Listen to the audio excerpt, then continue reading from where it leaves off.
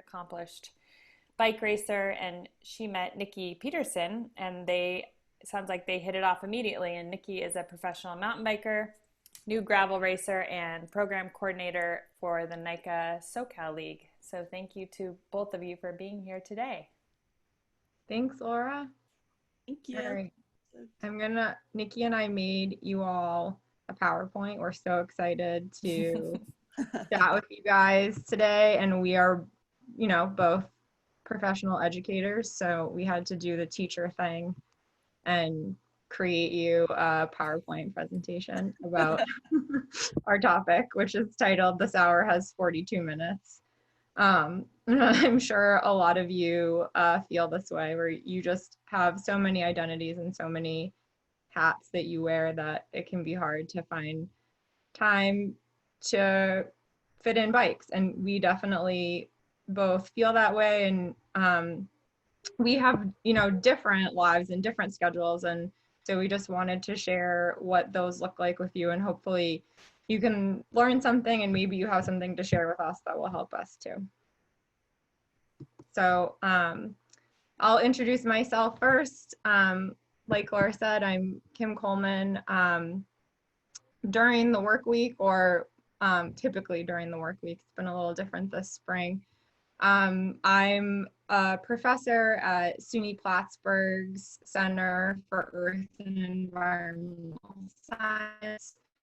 So I have a PhD in forestry. I, go to work and teach and do research, nothing related to bikes at all. I'm also married to an incredible human and my closest friend who also races bikes and has a full career as a speech pathologist, also, a career not related to bikes at all. And we have two incredible children.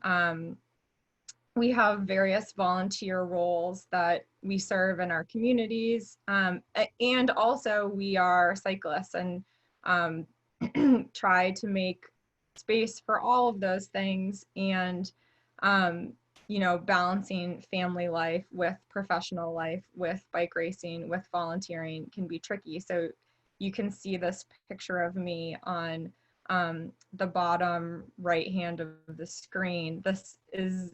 I'm actually presenting at an international professional conference in this picture. And we just couldn't figure out, the only way we could figure out a way for it to work was for me to bring my then infant daughter with me and wear her during my professional presentation. We won Best Paper, so I feel like it was a success. But there are all of these tricky moments, these times where you sort of have to do something a little bit different, or you have to make a compromise, or you have to negotiate this balance between different competing responsibilities. And I definitely feel that in my life with all of these different identities and different hats that I wear. And I didn't mention racing. I added this picture last minute at Nikki's encouragement. I also race cyclocross, and I'm trying to focus more on that, although I do love gravel. And of course, I love exploring Vermont's gravel roads with many of the people that are on this webinar today. And I'll turn it over to Nikki for her intro. Awesome. My name is Nikki Peterson. I live in Idlewild, California, and I am a professional mountain biker with KS Kenda Women. It's a team that I co-founded with my two teammates, and now we have a fourth member. And so our goal is to get more women on bikes by creating an inclusive environment. So at races, we try and have times where we'll talk with people, go for rides, get coffee, whatever. We just want to show that racing can be for everyone, including women who are mothers, or women who have full-time careers, or just like Kim said, all the different identities that we manage.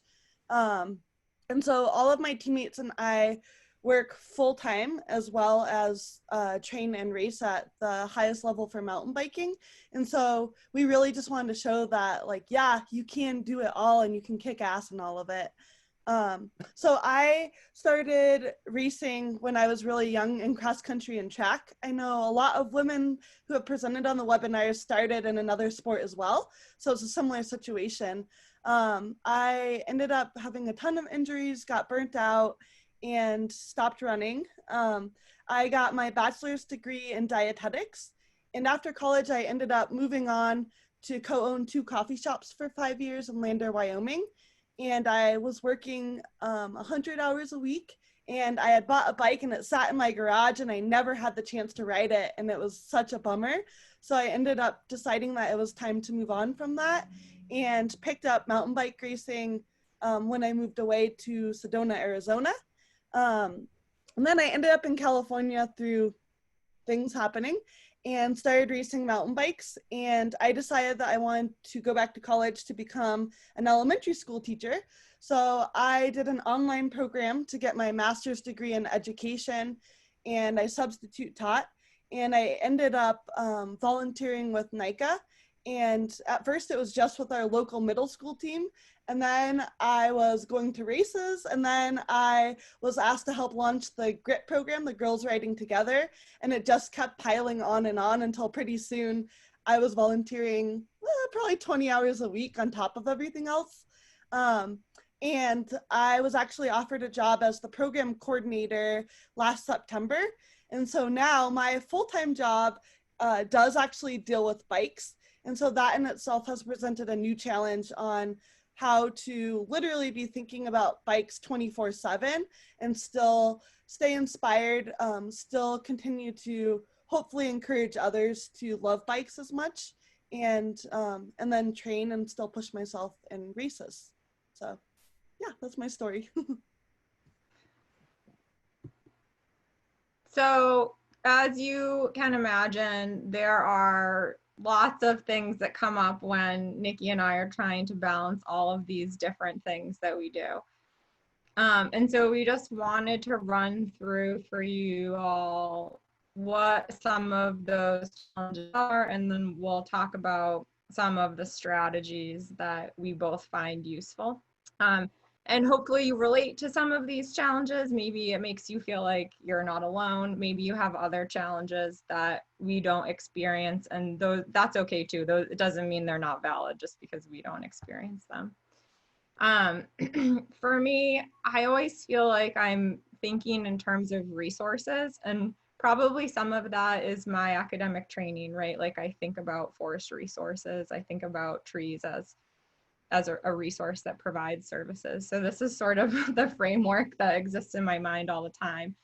And some of those resources that I feel like are limited for me, a big one is time, because in addition to having all of these different identities and roles that I play in my life, I actually work in a different state than I live in. It's not all that far away, but there's a big lake in between my house and my office. And so I ferry commute, and that it takes a long time. And so I spent, on top of all of these, different responsibilities, I spend about 12 hours a week commuting. And some of that is just sitting in a car in a ferry, and I can do a little bit of work. But I always feel like I'm sort of stressed for time. That I'm always sort of trying to cram rides in early morning, or do them on the trainer while somebody's napping or after people have gone to bed. And I'm always also trying to balance my time with my husband's time, because somebody has to be watching our kids, right? We can't ride our bikes at the same time unless they're at school or in childcare, or we've hired a babysitter. And the hiring of a babysitter segues nicely into money, which is this other resource that I feel like is sort of always limited for us, right? That if we're choosing to go on a bike ride together, maybe that's our date for the weekend. We're not also going to pay a babysitter so that we can go out to dinner. And we're sort of picking and choosing where we spend our money. And we have to do it with the knowing that racing costs money, driving to racing costs money, registering costs money, all of the equipment costs money. And if we spend it on something, then there's something else that we can't spend it on. Energy is a huge thing, right? Like if we only in this bullet point talked about sleep, it's a huge resource. Just trying to get the proper amount of sort of rest and recovery in between workouts to be able to do your workout, but then also to be like mentally fresh enough to show up to work and do a good job at work, and to give my kids the love and attention that they need and not be exhausted, right? And to show up for my partner, that it takes a lot of thought to like really make sure that you are recovered and that you are there's only like one well, right? And if you drain the energy well on one thing, then you aren't going to have energy left over for the other things. And so balancing where you put your energy and making sure you're rested so that you can show up as your best self for all of your different roles, that can be super challenging. Especially if you're, like you may not have kids that sleep super well. My kids are not the world's best sleepers. I definitely have friends whose children sleep better than mine, but my 5-year-old still occasionally wakes us up in the middle of the night. And so I think I run on a little bit less sleep than some of my peers do, and it is draining for sure. The same things can be said for attention and motivation, right? I sort of feel like all of these resources there's a finite amount of them. And if you are using them up on one thing, you might be using them up and that's all there is, right? So sometimes if I have a really exhausting day at work, I'm like stuck in a data set, or I have really, difficult student meetings to have, and my attention is just like completely on those issues from work, then I might have a hard time motivating to do a workout or to like fully commit to doing a workout. Or if I have like a really stressful couple of months where I'm like trying to, prepare a really big grant or something, I can feel all of my energy and motivation going into that sort of one thing, and it getting zapped away from the goals that I might have around the bike. So I sort of think of all of these things as like these finite resources, and I have to balance what I use them for so that I can spread them across all the things that I want to do evenly. And I think Nikki has some similar, but like a little bit different challenges around limited resources. Yeah, so before I go into that, I was really excited when Kim asked if I would join her for this talk, because something that I think is really cool about this is that our families look different. Our lifestyles look different, but we still face a lot of the same challenges, and we actually use a lot of the same strategies that we'll share.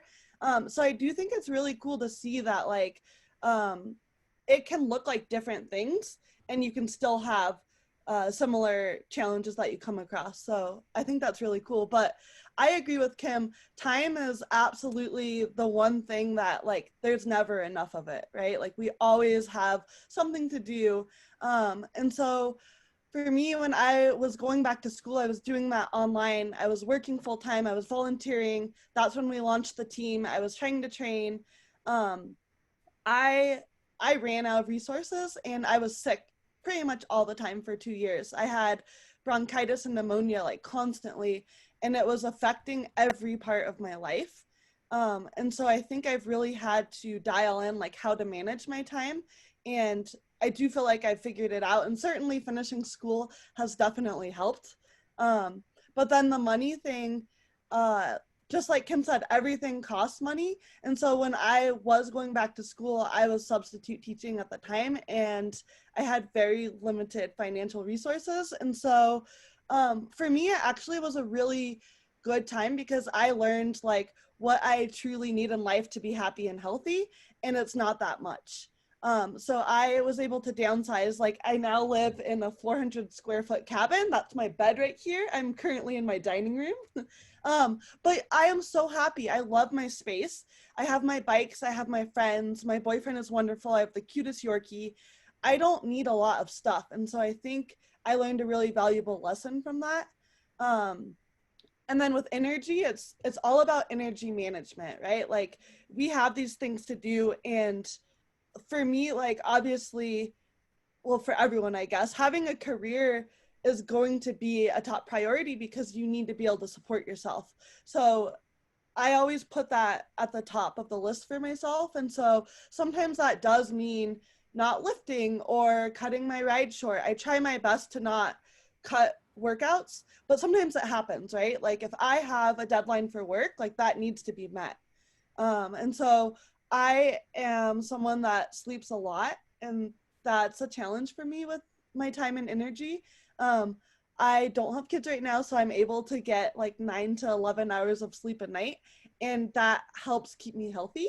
Um, and so I know I need to do that. So like Laura, I wear a Whoop band, and it's helped so much. It actually has really changed my training a lot. And one way that it's changed it is that I sleep more, but then I also recover more. If I haven't recovered, I might not do that hard workout. I might take it easier. Um, and then with motivation, I always tell my athletes that motivation is a skill, just like learning how to bunny hop or just like learning how to clip in. We like you're usually born with some sort of natural motivation, I think, but you still will always have days where you don't feel like going on the bike or you don't feel like doing that work project. Kim and I were actually talking about right now with people working from home, it's so easy to start like doing your dishes because you're procrastinating doing a data set or writing an email. But motivation is a learned skill. And so for me, I try and really practice gratitude a lot. Even if that's just like, if I'm getting really stressed, I'll just try and take like 2 deep breaths and then think of 3 things that I'm really grateful for. And that has really helped a lot. The other thing for motivation is that I really find that if I write my goals down, that really helps me a lot too. So I can think them up here, I can say them out loud, but for me, if I write them down in my journal, then I'm being held to that, and it really keeps me accountable.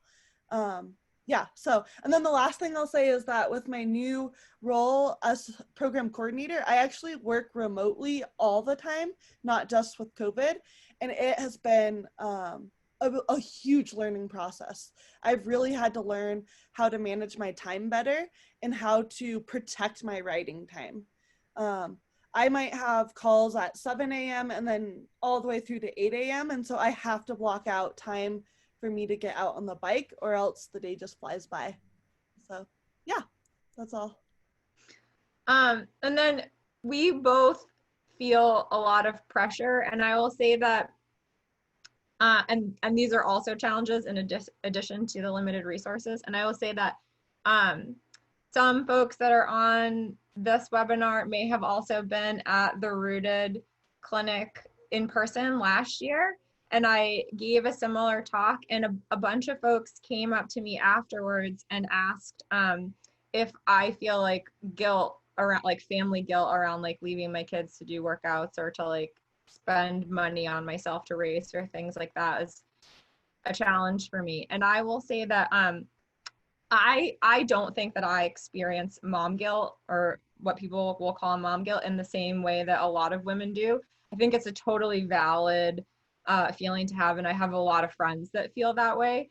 I don't, it's not a thing that like I struggle with in a really intense sort of way. And I think it's totally valid if you do struggle with it in a really intense sort of way. And I don't think that you're a bad mom if you don't struggle with it. Like, not having it doesn't mean that you don't care about your kids, right? So whatever degree of like guilt around leaving your family you feel, it's real and it's valid, and it may or may not be a challenge for you.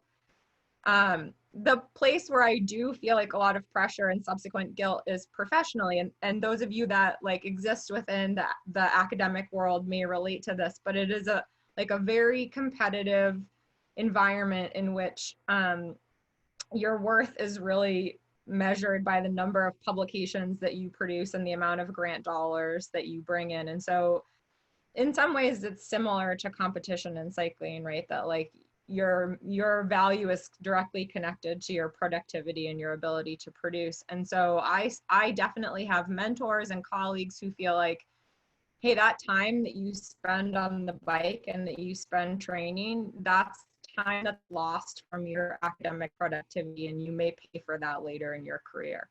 And while I personally feel like, yeah, maybe I will, and I'm willing to take that trade, I certainly feel guilty when I'm talking about the amount of time that I spend on the bike with colleagues, right? Like I can sort of feel the like cocked head, confused look that I wouldn't be pouring that time and energy into research. And so I think I feel it like in a little bit of a different way than some of my mom friends, but I think all of those feelings of pressure are normal and we experience them differently depending on our roles. So Nikki can talk about how the way that she feels about family and professional pressures as well, and it's different than mine. So this is actually kind of interesting because a lot of the pressure that I get from my family, particularly my mom, is that I'm a 33-year-old woman and I'm not married and I don't have kids. And I get that a lot from my mom. I would love to have kids someday. I haven't been in a situation yet. Like I'm not married. I've been going back for my second career and right now I'm pursuing mountain biking, and so it just hasn't happened in my life, but I absolutely have had pressure from my mom and I've felt guilt about it at times. But I also have learned that like I have a strained relationship with her as well, so I've learned that I have to set boundaries and that I have to be okay with my choices. And so for me, I'm 33, I'm doing a job that I absolutely love, I'm racing bikes, I'm meeting people like you and making friends like Kim. And so my life is fulfilled from that. And so I really try and work on not feeling guilt about following like the societal norms and what my mom thinks I should be doing. And so like I said, I hope that someday I do get to have kids. Like I was able to spend 6 weeks with Larissa Connors, and like seeing her be a mom now has been one of like the neatest things ever for me. She's one of my best friends, and just seeing like how much it's changed her day-to-day life has been like really inspiring for me. And then from a professional standpoint, I think I don't have as much pressure from that because on my team we all work full time, and so we all know that we have work obligations. And then from my job standpoint, me being a professional racer sometimes helps my position. I hope that it helps to inspire like more kids to work hard and train hard. And so I feel really fortunate in that my professional pressure is mostly a positive pressure. It's mostly like, I want to make sure that I'm being a good role model when I'm in front of these kids and these parents and these coaches. And I want to make sure that I'm using proper language and like motivating these people to do better things in their life. So I have positive pressure in that way. Okay, so we have some strategies that we think work for both of us, and we're gonna run through them for you, and Nikki's gonna kick us off. So this was kind of cool because like Kim said, she gave this presentation last year in person. And so she sent me kind of like the structure that she had already set. And when I was reading through the strategies, I was like, yes, yes, yes.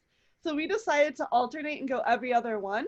That way you don't have to hear one of us talk the whole time. So professional help. I work with my coach, Adam Mills of Source Endurance. I also have a strength training coach named Art, and it's called Wukar Fit. Professional help, I think if you set goals, whether it's racing or just training, I think it's something that can really help with time management. So I use a software program called Training Peaks. So I log in to see my workout for the day. And for me, having that accountability like really, really helps. And I think during this time, especially when there aren't races on the calendar, it still helps me be accountable to myself and then also stay motivated. So if I log on and see a workout that's there and maybe I'm not like super motivated, like knowing that my coach is there and that I can call and talk to him and see what I need to do to get ready for the workout really helps. So I personally think it's really valuable if you have the financial resources to have a coach. Yeah, and so We also, my husband and I also have a coach, and one of the things that our coach, I'll also name him since Nikki gave her coach a shout out, and I always think it's nice to say thank you to the people that help us. Jordan Villala of Cycle Smart, is he helps us divide our seasons and goals and then stick to that division. So we recognize that if we both want to race and we have two kids and we both want to have these careers, that maybe we can't both race year round and not sort of eat each other's lunch or exhaust ourselves. And so we've divided up the year where Ben gets sort of like the first half of the year and he typically focuses on mountain bikes. And then I get the second half of the year and I focus on cyclocross. And it's not that we don't ride and train the other half of the year, but our riding and training is sort of secondary, and we play a big support role to each other when it's the other person's season. And the professional coaching really helps with that, because the coach can be the reminder that's like, hang on, sit down, it's not your time. And then we don't have to have like a dispute or an argument where like I'm riding too much during Ben's season or whatever, because somebody else has taken that work away from us and is managing it. And then we're just sort of free to support each other when it's our time to support each other, and we're free to work really hard when it's our time to work really hard. It's worked out really well for us. I know other couples that do it differently, but we've seen success in the last couple years trying this approach. So off-season, planned and responsive, it's really, really important to have time off the bike. I know typically as cyclists, we get so obsessed with it that it's hard to take a break, but it's really, really important. So I usually plan 2 weeks at the end of my season, where I am off the bike and I am free to do other fun things, whether that means drink a beer every day, go for hikes, take pictures, try to cook some fried chicken, whatever that might be, and not have to worry about having that same structure. I also will say that I'm a believer in sprinkling that in every day as well. I think it's important to have flexibility in life, but then also responsive. So as an example, I was up in Montana for a couple of weeks, and I went and saw my dad on the way back to California to give this presentation. And I had some really great weeks of high volume. And then I got to my dad's house and I was wiped out, exhausted. I wanted to spend some quality time with him. So I ended up taking a responsive off season, I think. I haven't ridden my bike for the last 5 days. And I talked with my coach about it. And I feel zero shame or guilt about doing that. And so I think it's important to know that sometimes life might require that you do take some time off. And so you don't have to feel any like guilt or shame about doing that. And sort of in that same vein of thinking, it is totally appropriate to plan like the little luxuries that like keep us feeling refreshed, right? So planning dates where like the goal is really to be like romantic with your partner, or planning family days or vacations. I think that these are really important to do really intentionally, because then it helps you both to re-engage with your family or stay connected to your partner. And also it can sort of like just be a sort of a reminder that you are not being selfish, right? Like you're still making time for these things, and it can help you feel connected to these other identities that you have. I'll also say in this bullet point that one thing that Ben and I have done is that we really involve our kids in our bike racing. And as you saw from that other picture, I also involve my kids in my professional life. And I could show you other pictures of my children sitting in the back of my lecture classes or sitting in my office. I'm definitely the person that's like, I'm here for the meeting. My child is also here. They take up space. I promise you they'll be quiet most of the time. They have crayons. And most of the time it works out fine. When it comes to racing, I'm really grateful that our kids are sort of the type of kids that are like willing to play in the mud and play with rocks and are excited to be at a wet bike race in November. But there are families where like that is not the case, right? The child is not excited to do that, and it would be stressful for everyone. So involving the kids works for us. It might work for all families, but we've had good success trying, right? Like, even if there's a day where I'm like, oh, this might be a disaster. And I say that, right? Like, I will say, I'm bringing Nico to my lecture today. It might be a disaster. It's actually, knock on wood, never been a disaster. Most of the time, my college students think it's hilarious that my 5-year-old is passing out candy during an exam, or like whatever is happening that day. And so we've had success saying, I don't actually have to choose today between being a mom and going to work, or being a mom and racing my bike. I'm going to just bring my kids with me. Like I said, it might not work for everybody, but it's worked for us so far.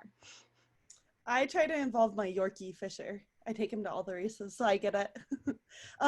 So regular and intentional communication. This is kind of a general statement that can mean a lot of things. As Kim said, like, she plans things with her husband. My boyfriend is also a professional mountain bike racer, and so we have to have regular and intentional communication often about, like, hey, we're both racing this day. Guess what? You get to come 2 hours early because I need to be there to warm up. So having communication around that, and then also with your professional help. So I talk to my coach at least once a week. And then sometimes, like, he likes to give me really hard workouts that I don't think I can do. So oftentimes I'll also email him to see if he made a mistake. But having regular communication and telling your coach, like, hey, I'm really tired today. Like, I'm just wiped out. Or, hey, it's that time of the month. Like, I have low energy. Like, just communicating how you feel is really, really important with the people that are in your support network. And also communicating with your work. And so for me, like with my boss, like I've had a couple of times where I feel like really overwhelmed because maybe I've taken on a couple of projects that he's given me and I am leaving for a race coming up. And so I've been open with him and just said, hey, I have this race. I'm getting ready to travel. Can we push this date back? And so I think communication is key. It's really, really important. Yeah, I can't agree with that more. It's probably like, I don't know, 60% of the battle, 75% of the battle, right? Okay, so I'm going to tell a story for this bullet point, and some of you have heard me tell this story before. When I was a PhD student, and I was, like trying to figure out my path in the world, I had a lot of mentors who were really committed to academic life and like really prestige in academic life. And I was sort of like searching for somebody who was a successful academic and had a successful marriage and had kids and was an athlete. And I met this woman just sort of by chance through a mentorship program that was geared towards cultivating women in STEM. And she was a multiple-time Boston marathoner, super fast, married to another academic. They're both really successful, and they had this cute little happy family. And I was sort of like, how are you doing all of these things and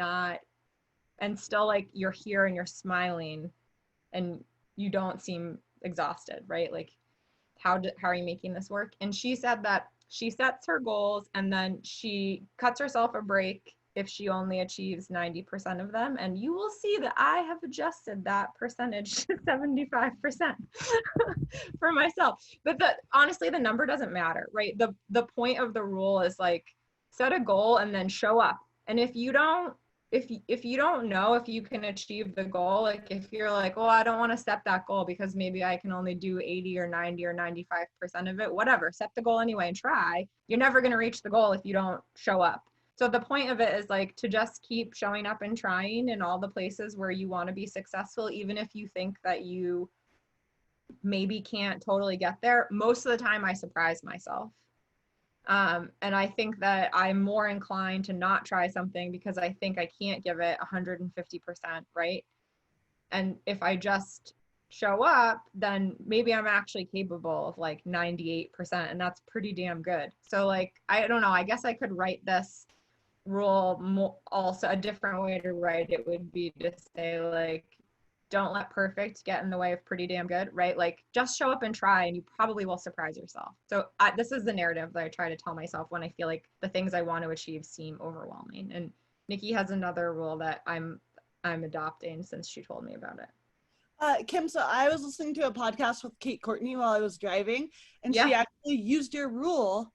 Kind of. So she said if she could do everything 95% right 100% of the time, that's enough. And I was like, Kim, we're using percentages.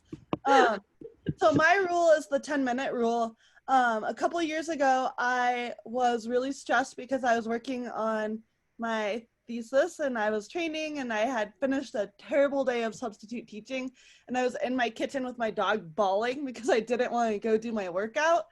And I had been doing that every day for a couple of weeks, and I was like, this has to end, like something has to give.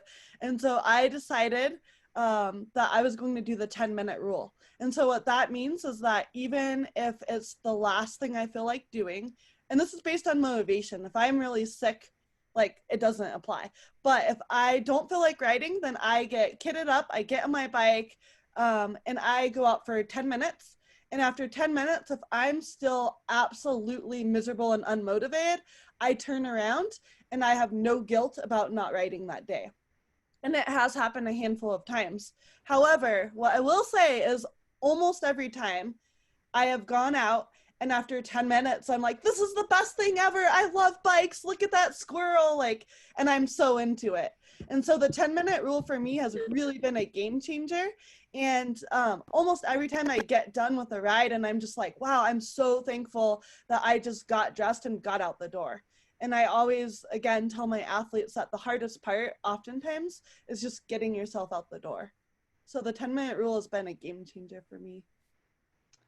So our last strategy, which we're both going to talk about, is this idea of finding role models, of like, this idea that like if you can see it, then you can be it, right? If you can find someone that you look up to and that you want to emulate and that you want to work towards, then you can sort of chart your path towards that person. And it certainly can be professional athletes or people that are sort of like giants in whatever field or discipline you're in. And I definitely, like when I was becoming a mom, looked up to women like Rose Grant, who she's been a big inspiration for me, who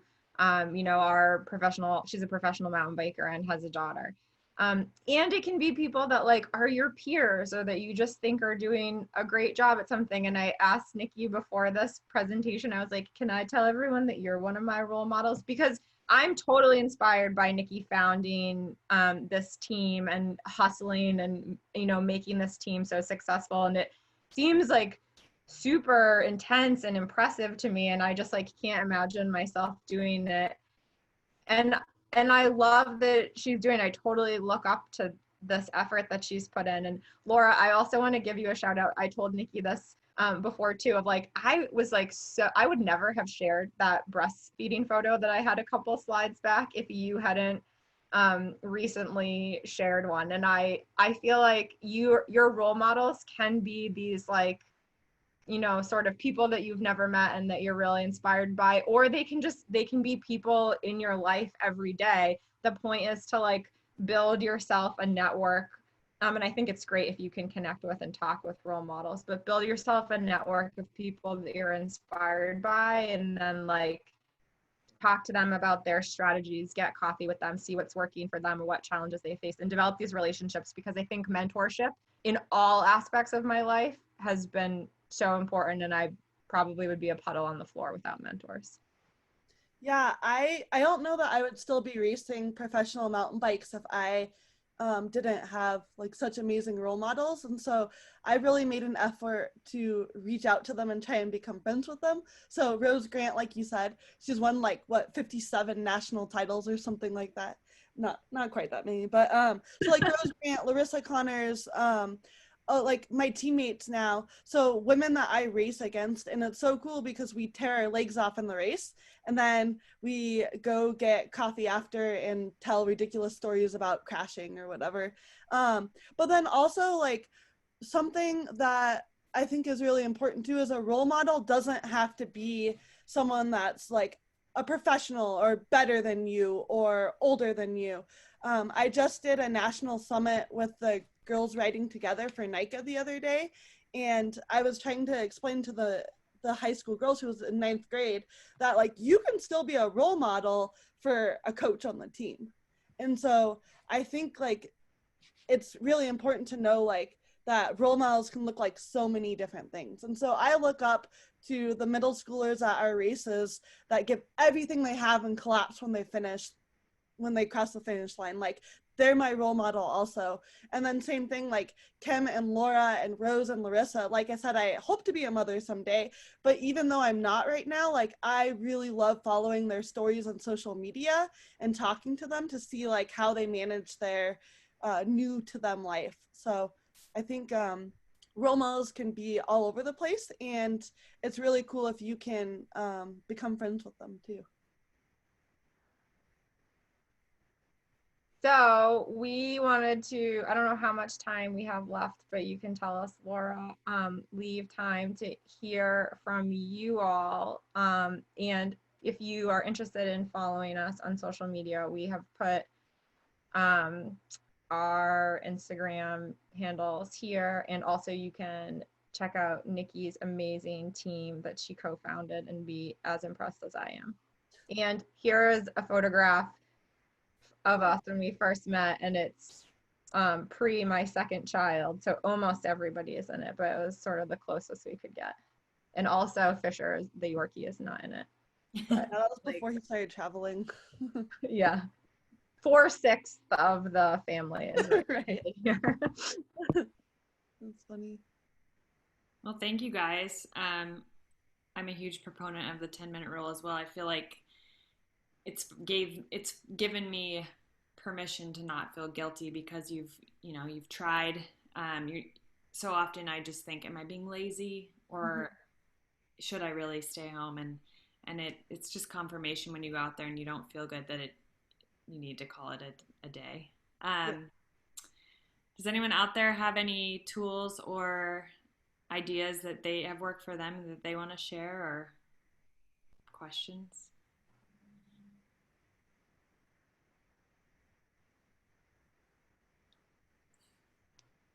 No? I think people I do have something that I use all the time. I only ride road and gravel, and sometimes when I feel tired, I give my permission to ride my gravel bike because I know it's going to be a very comfortable ride. And I have scenic routes that I go and just enjoy the scenery. And I'm just gonna go for 20 miles, and I ended up coming back home with 50. So I don't always have to go on my road bike and kill it. So when I feel that there is a heavy burden on me because of whatever reason is happening, I said, I'm just gonna go on my gravel bike just for a quick spin, just to let it go. So I guess it depends on the bike, how comfortable you feel in one of your bikes. It gives you that blanket, like this is gonna be a ride just for me, not a training ride. Yep. That's a really good one. I also have sometimes I'll have like a kit that I really like at the time that I'm like, oh, this kit will make me feel good today. Or socks. Yeah. Yeah. It helps. I saw in the chat that someone said they use a lot of checklists. I love checklists. They're my favorite thing. In fact, I have one right here. I use checklists all the time.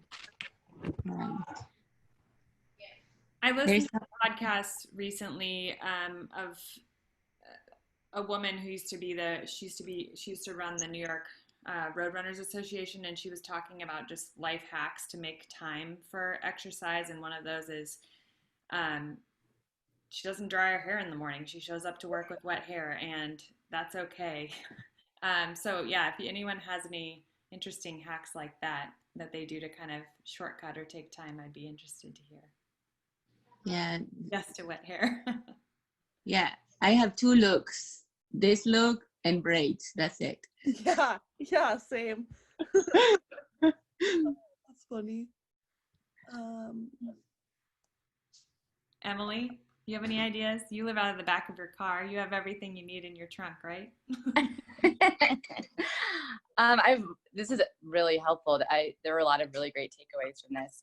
I think just like trying to juggle professional career and trying to stay motivated with physical activity and making sure that you're really getting value out of the time that you're spending on the bike and it's really productive. And I think it's a really good point. Like, I mean, sometimes a rest day, you really need that extra rest. But for me, physical activity has always been kind of the balance that keeps me sane. And if that is adding more stress, then I kind of need to step back and reevaluate my priorities, and if I'm maybe giving too much in one space. And I'm sure we all feel this in certain times in our in the year, like around the holidays, where we just feel really strapped with time. And that might be a good time to adjust your training and kind of use that periodization to kind of refocus and do things that might be more efficient and less time on bike. But I've noticed that I definitely need to like carve in off seasons, and it's usually around more intense, stressful aspects of either professional life or family life or personal life. I think right now too, I think I personally have seen a lot of people put like pressure on themselves because there's like more time with the pandemic that they need to be out exercising more. And I personally couldn't disagree more. I think that because it is such a stressful time, it's not necessarily going to help you to do these like epic things. And it's super cool that people are like Everesting and like doing these massive rides, but I personally haven't felt the need to do that because of the added stress. Like it just hasn't been a good thing for me, I guess. So I've had really solid bike rides, but I wouldn't say I've done anything like crazy epic. So I agree with that your assessment, Nikki, and I would add, like, I have less time because now I'm trying to do my full-time job and I don't have childcare. And so I totally agree. I think, like, yeah, you have to figure out what is filling your cup and what is not filling your cup. And if training and exercising is becoming a drain on you and not sort of adding value or re-energizing you in some way emotionally or mentally, then maybe it's time to reevaluate how you're approaching things. There's a question from Alex that I want to ask, that I want to talk about, which is, do you ever have tough conversations with your partner about goals or expectations? Yes, like every year when we set our goals or expectations for the year, it's like this negotiation of who gets to do what and how much money we're going to spend on things, right? And I think for us, it's often a financial conversation of like, okay, if you're going to go to Leadville, then how much money is that going to cost us coming from Vermont and everything that, goes along with that? And does that mean that we're not going to take a family vacation this summer, or that our family vacation has to be in Colorado and has to be, part of our trip to Leadville? Or like this is a real example from last year. And it happens that I have research sites not that far from there. And so the way that we like made it work for our family is I also worked during that trip. But yeah, I think it's like a routine negotiation, and the way that we approach it is like we have been together long enough and we've been doing this long enough that I think everybody that's part of the conversation knows that they might not get 100% of what they want, or that there's going to be this dance or this compromising. I don't think in our house anyway, no one's coming in being like, I'm entitled to this trip and we're going to spend all of these resources on it. But it's more like, I really want to do Leadville. I really want to buy a hardtail to do Leadville. This is how much it's going to cost. This is how much time it's going to take me to train and like do it the way I want. And here are the things that I'm willing to give up or to support you on later. And it's this like, this dance, and we just try to make it work as best we can. Being around like Kim and Ben was really cool too, because you guys communicate really well and honestly. And so I think like for Nick and I, we've had conversations that, again, like you guys are role models for like what a marriage might look like for us, just being really open about that stuff, and both having two driven people, like both with your careers and your bike careers also. I think there has to be a lot of open communication so there isn't like resentment or jealousy. Yeah. And I'll say, like, it's not always like rainbows and unicorns, right? Like, there are times where I'm like, really, you're gonna buy a hardtail just to do Leadville? You have an XC race bike. And I say it just like that, and it's like not me showing up as my best self. Right? Like, yeah. That's so funny. Yeah. Yeah, and then I guess like Nick and I will talk about it. We both race professionally, and so we do tend to keep our goals a little more separate. Like we don't ride together very much. We have different coaches. Um, when I write my goals down, the primary person that I personally tell is my coach, and then I might like mention it to Nick. But we I don't know. We've kind of decided to like keep our racing a little more separate, just so we aren't like bickering with each other or like trying to correct each other. And it's worked out really well for us. Like I feel very supported by Nick, and I support him 100%. But we don't have arguments over who's doing what. Awesome. Well, thank you guys so much. We're just about wrapping up here at an hour, but I hope everyone found this as helpful as I did. And I don't know if you guys maybe want to share a couple of the slides in the Facebook group afterwards, or share the deck. That would be cool as well. Yeah, definitely. We'll hope to see you next Friday, and I hope everyone has a wonderful holiday weekend.